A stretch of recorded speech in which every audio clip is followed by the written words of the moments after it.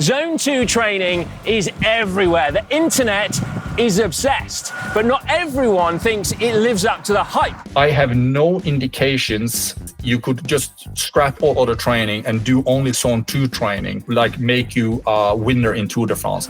Are you wasting your time by focusing too much on Zone 2? And is it really the magic formula that some believe it is?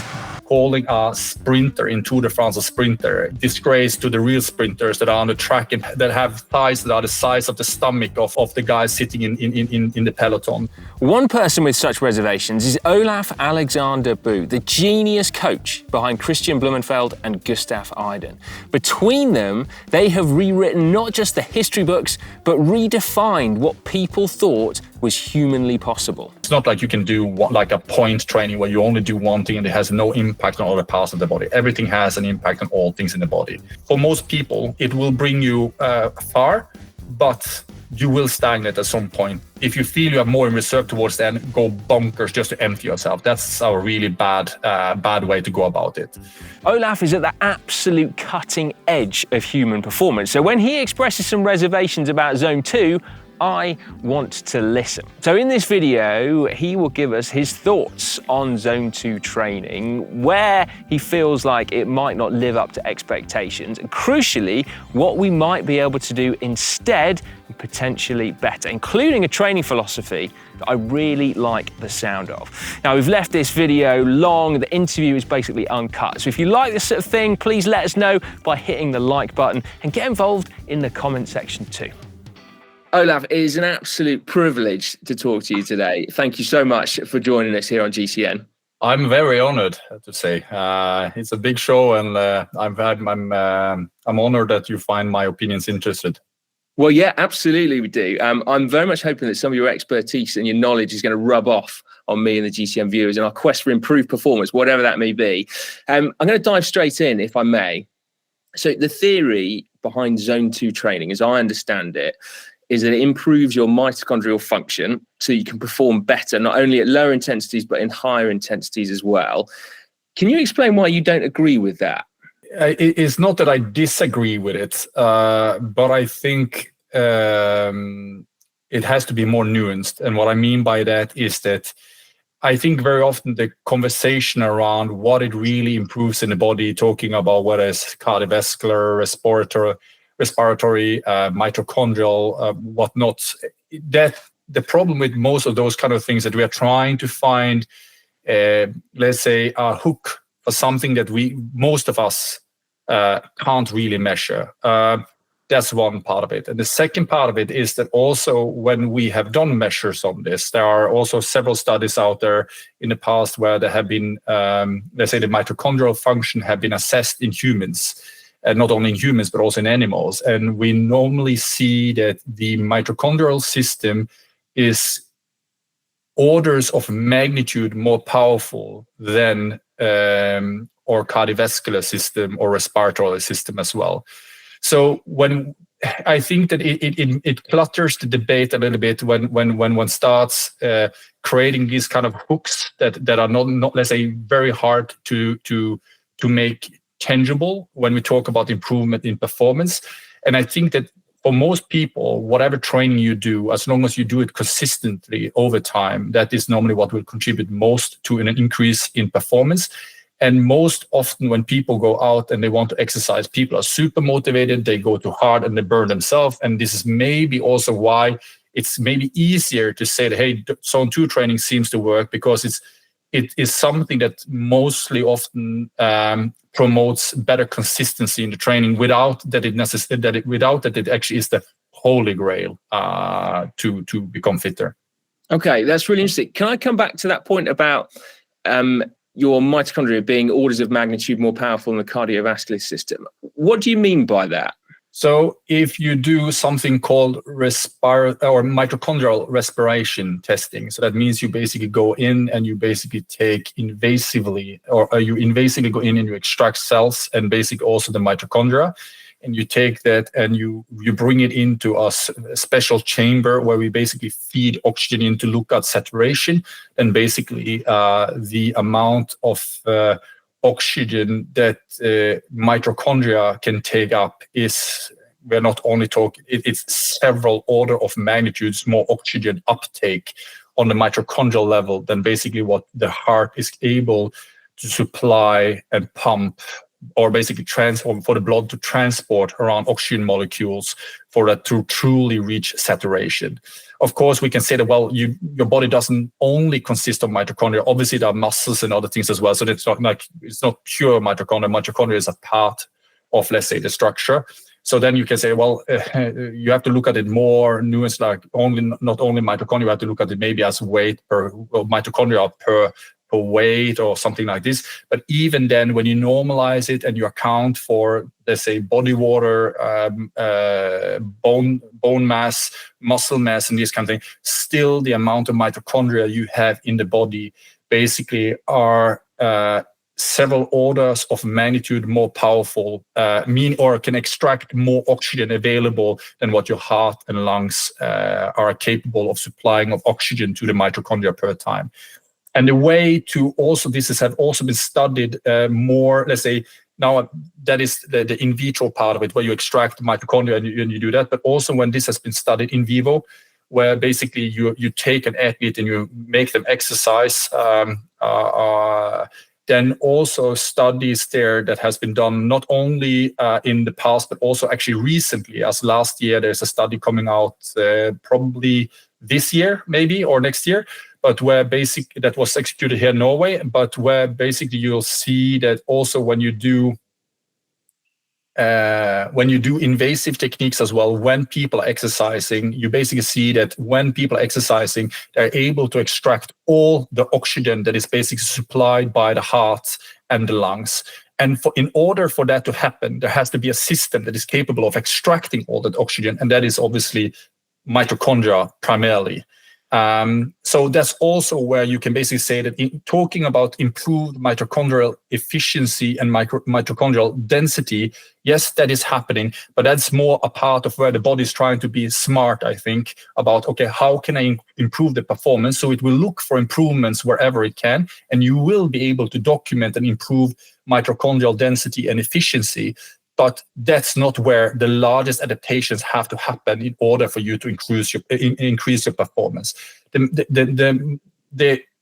For you to improve, not marginally, but significantly, it's more important to have an improvement in I would say, the central system, mainly than the cardiovascular and also the respiratory system, for you to be able to supply more oxygen per time, whether that is actually for longer duration, but then we're also talking other systems as well, more neurological systems and other things as well, or for a shorter time where you're hitting, for example, VO2 max or whatever, and then obviously then it's purely cardiovascular, or not purely, but predominantly cardiovascular and respiratory.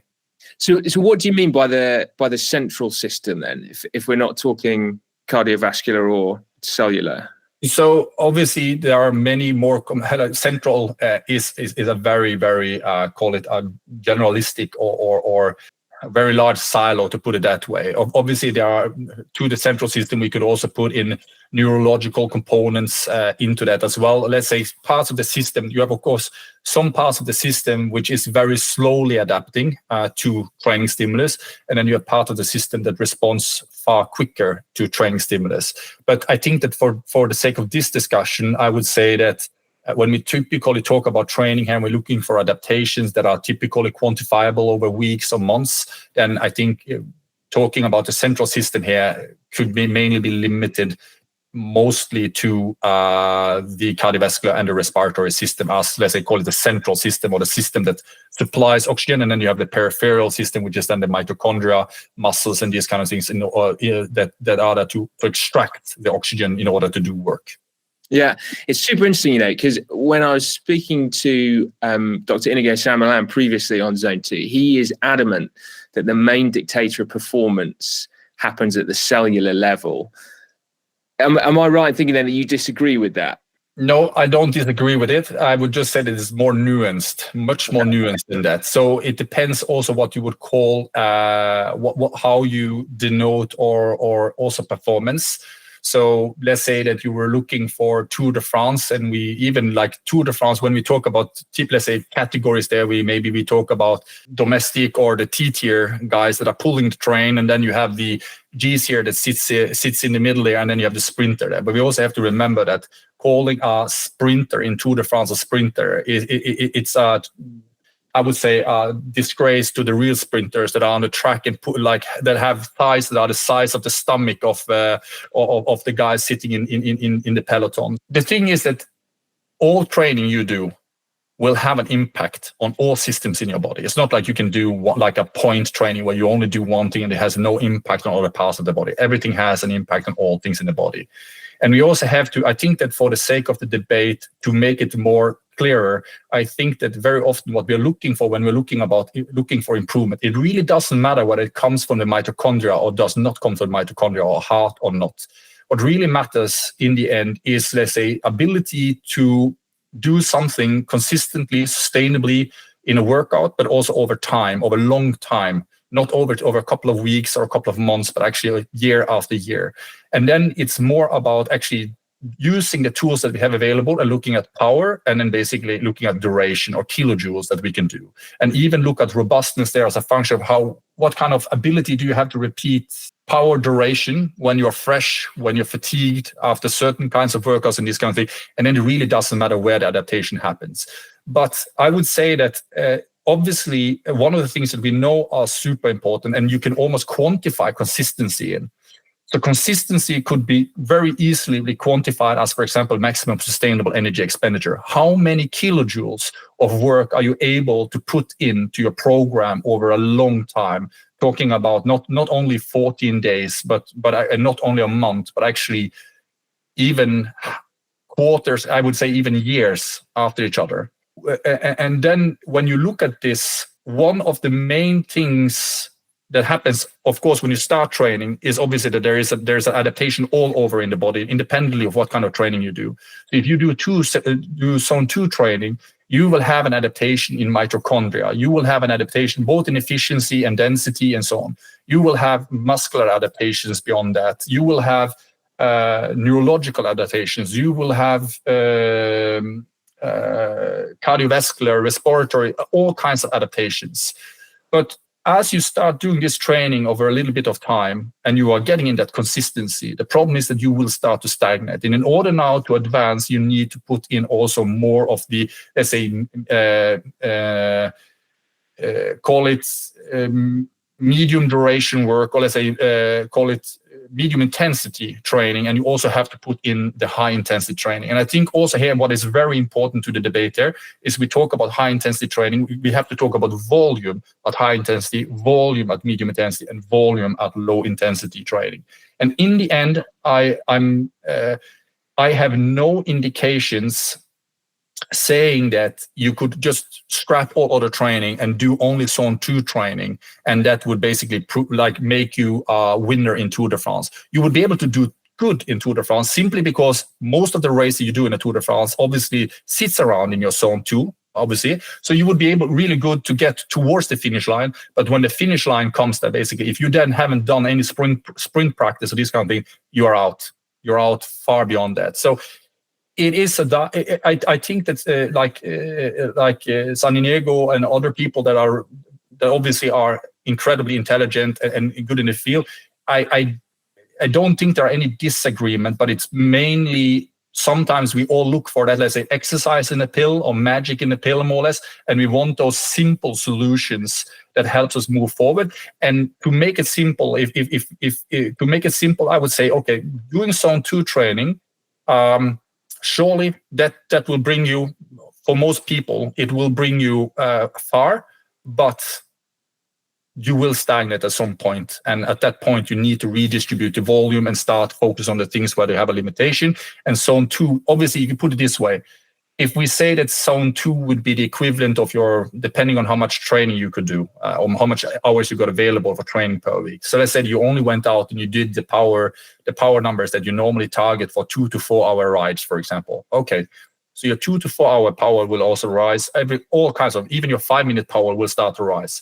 But what will happen at some point there is that you start to see that there is less developments happening in the 5-minute power domain, but still your 2 to 4 hour power will start to increase. At some point, obviously, making it anecdotally or metaphorically speaking, but your 2 hour power can't be higher than your 1 hour power, and your 1 hour power can't be higher than your 5-minute power. And at some point, you have such high utilization that you're hammering the roof more or less. And if you don't raise the roof, then basically there is stagnation. That you will have stagnation. So we can always talk about mitochondrial density and mitochondrial efficiency and these kind of things, and you see improvement there. But again, it's about, I think the exercise in the pill is being, let's say, mindful about where you put your training and looking at, you will need a variety in your training. So I would say low intensity training, put it that way, do a lot of low intensity training. It's far easier to keep the consistency in that than when you start to put in more medium and high intensity, especially if you're a little bit ambitious and you're really putting it out and like trying to dig yourself a hole. I think then you very often can easily run into areas where you start to exhaust, you drive yourself too deep and you need to recover for more days, and you're starting to lose the consistency, habits and routines and other things, and it's harder to get back again. So it is a nuanced discussion, but if we just say that you had really good control of your training and you were able to balance in the right way, I would say variety in the training is and will be, and I have no other indication that is still the king in order to reap maximum reward for the training that you're putting in. That's super interesting. So people who do zone 2 training and see an improvement, that's, as you say, it's perfectly understandable because it's a training stimulus and therefore your body is going to improve, but that at some point you're going to reach that limiter. And again, I think I agree in that one of the reasons why zone 2 is so popular, because it promises it's easier to do, so you do get that consistency, and then also it promises that you can get better without trying too hard, and therefore it's more appealing for people to do. So there is a reason to do some zone 2 training, but what would you advise people look at, particularly those who are time crunched, where you might not have the opportunity to do more than 6 to 8 hours training a week?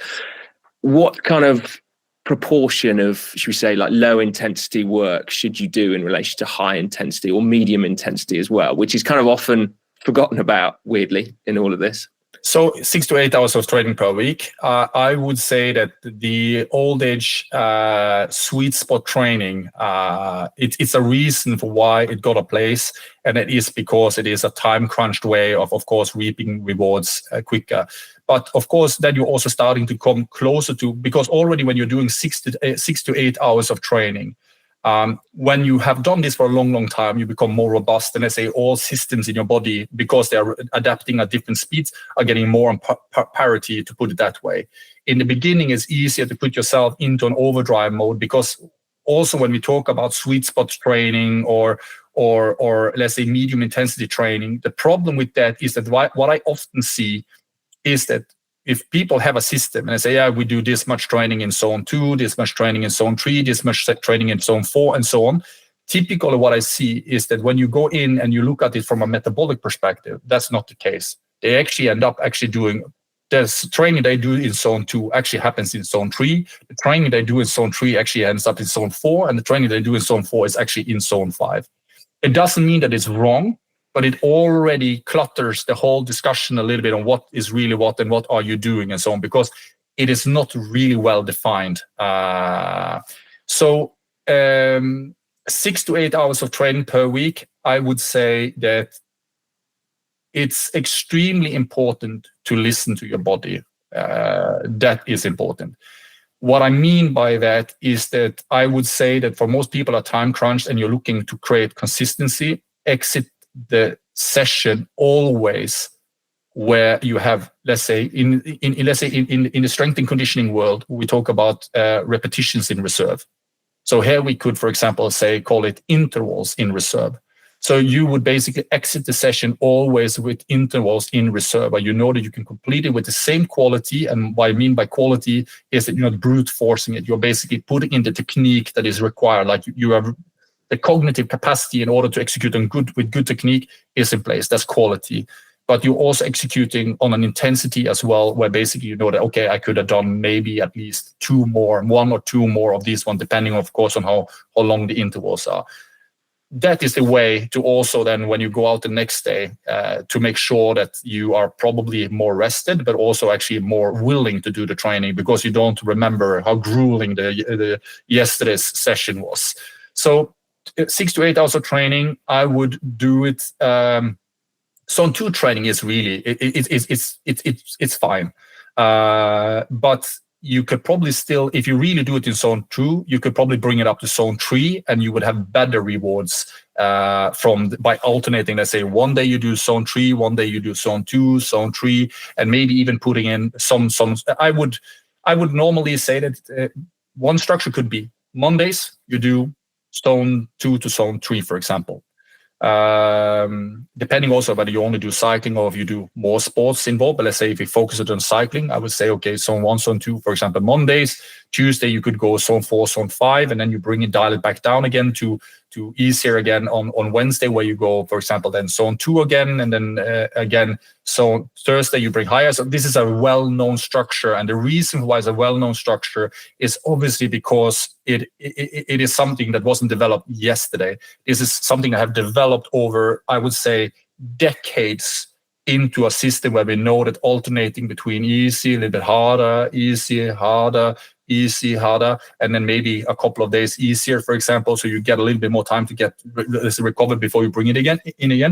This is something that works. The only problem with this is that, again, it requires a little bit more attention to details and mindfulness about your how much you extract from yourself, because you are bringing it at the moment you start trying to reap a little bit more performance for the same amount of hours. You're also bringing yourself a little bit more towards the edge, where you need to have a little bit more precision in the execution you do as well. So obviously zone 2, the level of accuracy or precision in what you do, you can neglect that to a large extent. You really don't have to understand too much about power or these kind of things. And also whether you are really mindful about your how you feel after the session is not as critical as if you start to go harder. But I would normally like the old age models, which is more pyramidal, where you have some high intensity, maybe one day you have medium intensity some days, but then you alternate in between easier training in between there to space it out a little bit. Is a very safe structure for people training 6 to 8 hours a week. Yeah, I really love that idea about having one interval in reserve. Has that come, do you think, from like more of your sort of swimming and running background? Because I guess certainly in swimming, your technique is everything, right? And it feels like swim training, people are always being held back from going flat out in order to maintain technique. And I would imagine running is somewhere in the middle, whereas on a bike, you can, you're fixed in one position, aren't you? So is there a technique benefit to it, or is it simply so that you can maintain that consistency and train most days, train more frequently? I think very often when we talk about this, already introductory to this call, we talked about mitochondria, and we are extremely, call it physiologically oriented and very little psychologically oriented, because it's a more gray area. We have less sophisticated instruments, or at least practical instruments that allows us to also track what happens from a neurological standpoint and so on. Technique is obviously important even in cycling, even though let's say the degrees of freedom there are less than they are obviously in running, and especially in swimming, where you have you have 3 or as many degrees of freedom you almost want. I would say that, yeah, the benefit of alternating, so you get easy days and you get hard days, are exactly that. When you go into the hard days, you obviously have had an easy day before, so you're more rested to go into that hard day there, so you can have a better execution or better quality on the execution, as well as you get the intensity. If you get too hard on the easy days, that will already start to impair, let's say, the development on the hard days, and then it becomes more like this soup training, or whatever word is used for it. And it's not only let's say the physiological part, or let's say the muscles or heart or whatever that is in the body that needs recovery. There's equally much the nerve system and other things as well, the cognitive system and so on. So the benefit of alternating the training as well is also that even on your hard session, when you do a hard session, you will also bring the quality of execution, because when you do harder training, higher intensity training, that dictates a higher demand for coordination. And of course, when you then bring it back down to an easy session again, you bring, of course, that added benefit also to the easy session, where coordination, other things becomes easier as well. So it allows you also to progress for many reasons also on the easy training as well. So again, there are many ways to do this, and it becomes, I don't know, it becomes a little bit of polemics to put it that way. But I would say that if you quantify, if you look at it purely, okay, you are doing a cycling, you have brilliant instruments on your bike, and the most two brilliant instruments you have on your bike is a power meter and basically and obviously a clock. So you get both power and you get the duration or time. And then on top of that, you also today have readily accessible instruments that you can put on your body, like a heart rate monitor and an SMO2 device, like the Moxie monitors, for example. And that gives you a very good indication of what's going on in your body as well. And focusing simply on the training there, whether you do zone 2 training, whether you do polarized training, pyramidal training, and so on, the whole point is that if you have 6 to 8 hours per week, is that you are able to do more robustly, consistently, more kilojoules per week, but also that you are able to maintain or even improve also the power output for given durations as well. And that's where I'm fairly convinced that if you took a large group and you put them into, let's say, a zone 2 group, pure zone 2 group, which I don't think really San Diego or other people are really saying, that's the only thing you should do, and then you can become a Tour de France cyclist. It is more nuanced than that, but again, it comes back to the simple message. But if you put people into different groups, I'm confident if you put one in a pure zone 2 group, one in a polarized group, one in a pyramidal group, and so on, you would see that the group that are capable of executing the most amount of kilojoules on purely zone 2, maybe that would be the zone 2 guys. But if you are looking to have a little bit more performance than just purely zone 2, so you want to be able to have a nice climb, maybe take some Strava segments and these kind of things, you basically need to also put in the high intensity and medium intensity, and you will see that those guys are clear, will be the clear winners on that. Okay, so I feel like we might have got to the crux of this, but just to sort of recap, I think that one of the reasons why Zone 2 has become so popular is just because of how simple it is. So could you propose like an alternative training philosophy then? As I said, I think we've touched on it already, but a philosophy that would be potentially more effective, but as easy to understand and carry out? I would say it depends a little bit on your target. Obviously, whether you're looking to just exactly you are a Strava segment hunter, or whether you are more like purely exercising to increase your longevity and you're just looking for that consistency and simplicity and so on. But even then, I would say that there are things we can measure today. We have a lot of good instruments today, but there are even more things we can't really measure today. And that's where you need to be mindful about it. And that's where exactly, let's say that the reason for why zone 2 training are very effective is exactly that you are let's say you are taking away different parts that potentially can lead to, let's say, a burnout or that you're driving yourself through the ground in a couple of weeks' time. Problem very often is that or we are very simple in our mind. We look at what we did yesterday. So when we get really tired today, we're looking at what did I do yesterday, why I'm so tired today. But in fact, it was maybe the training over the last 3-4 weeks that actually resulted in that today is the day you really feel it. And we start hammering rather yesterday, and we don't actually understand the larger picture of it. So zone 2 training in that sense is obviously nice and easy because it doesn't really require a lot of... it should feel easy. That's the whole point with it. I would say that if I were to propose a different training philosophy is one, when you first have a power meter on your bike, which you probably have, use it and decide before you go out in training what intensity you're gonna nail, and don't, if you feel you have more in reserve towards then, go bonkers just to empty yourself. That's a really bad way to go about it. So I would rather think that there's a day after tomorrow. The session that you do today is not what's going to lead to an increased performance, because that would be nice. Then all Tour de France riders could basically just go out the day before Tour de France, put in a monster session, and then win Tour de France. It's the consistency that brings them up to the level where they are. So to create the consistency, decide on what you're going to do before the session and stick to the plan. Don't deviate from it. Stick to the plan. And then the only deviation you're going to make from that plan is to reduce it. And that is based on feeling that, okay, can I execute one more than the next interval with the same quality as I did the previous one? And then I'm talking about quality. I'm talking about execution, so technique, that you're mindful about when you're not ending up where you're just brute forcing through the last interval, because bad idea again. That's why Zone 2 training works. So again, to improve the whole program and to propose, I call it another philosophy, or let's say an improvement to that philosophy, it is use your instruments, your power meter, and basically go out and have more training where you have easy days, hard days, or let's say easy days, medium days, hard days. Space them in with the easy days in between. Try to pick maybe 3 sessions, 3, let's say, medium to hard days a week, and always leave the hard sessions with, let's say, intervals in reserve. So even if you plan with 10 intervals, if you start to feel that, no, the 2 last intervals here is going to dig me through the ground, skip them, and you will, I'm pretty sure you will actually start to see even more improvements in your program than purely doing Zone 2 training. But it dictates that you basically are able to keep the consistency. If you're not, dial it back a little bit and then grow it again. But don't go bonkers. I feel like you're looking into my soul when you're saying if you've got something left in the tank, you go bonkers. Just do it.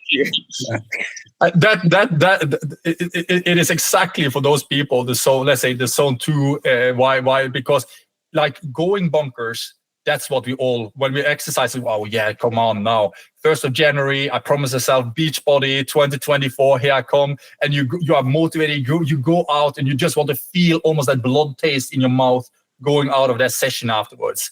The problem is that when you read in the papers, these many new subscribers to the training center or the fitness center, 1st of January, 80% of them gone 1st of February, simply because they drained themselves over the weeks that came in there, and they don't understand what, maybe they end up thinking, it must be a flu or something like that. They go, no, you basically empty the battery. And the problem is that we don't have a good battery indicator on the body. Say, this is how much I need to recover to be back at 100% or 90% or whatever. We don't have that indicator. That is training smartness, which needs to be developed over time. And the only way to develop that over time is to get into consistency, and getting into consistency means holding back. Great stuff. That's absolutely fantastic, Olav. Well, yeah, it's been brilliant talking to you. And yes, some incredible insights there. So thank you very much. Yeah. My pleasure. 1 interval in reserve. Write that down. I blooming loved that. Blooming loved it. I hope you did too as well. Olav, unsurprisingly, is coming at this from a really high performance perspective, but don't let that obscure the lessons that we can all learn in there. Consistency, absolutely key. And you can get that by not absolutely battering yourself on any session. And then variety as well, tuned to whatever goal or objective you might have in mind. And crucially, whilst I was expecting him perhaps to rubbish Zone 2 training, he did not. Zone 2 is definitely a way to train, even if perhaps it is not the most effective. But if you enjoy it and it gives you consistency, then absolutely keep on doing it. Now, a huge thanks to Olav for his time today. Again, if you've enjoyed this video, please give it a thumbs up, hit the like button. And then we will get another amazing interview sorted for you at some point soon.